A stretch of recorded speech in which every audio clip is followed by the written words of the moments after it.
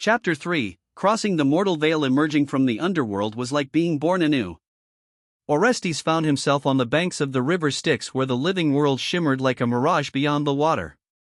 He could see it, the world he had left behind. But between him and that world lay the ferryman Charon. The skeletal boatman turned his hollow gaze upon Orestes. "No soul leaves the underworld without payment," Charon intoned. "You have no coin, no offerings from the living. You belong to death now." But Orestes was not like other souls. He had no coin, but he had something else, a secret. He whispered it to Charon, a truth buried so deep in the underworld that even the ferryman shuddered at its utterance. For a moment there was silence. Then, without a word, Charon extended a skeletal hand and allowed Orestes passage. Stepping onto the boat, Orestes felt the weight of Tartarus lessen. As the boat crossed the river, the mist thickened, and for the first time in centuries he felt a breeze. Then, as the mist dispersed, he found himself standing on solid ground once more, the realm of the living. Chapter 4, The Trials of the Gods. The mortal world was strange and unfamiliar.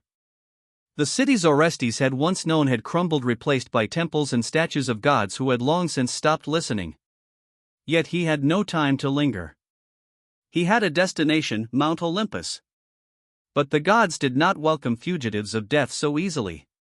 As Orestes traveled, divine trials arose to hinder his path. First came Hermes the trickster, who challenged Orestes to a race through a labyrinth of illusions. Orestes ran, his spirit fueled by desperation, and reached the exit before Hermes could trap him. Next came Ares, god of war, who sent warriors forged from bronze to strike him down. Orestes fought with nothing but his will, dodging and outmaneuvering them until they collapsed into dust. Then, as he neared Olympus, Hera herself unleashed a storm seeking to drown the defiant soul before he could reach the sacred mountain. But Orestes had come too far to turn back now. He clung to the rocks, braving the winds and lightning, and continued his ascent.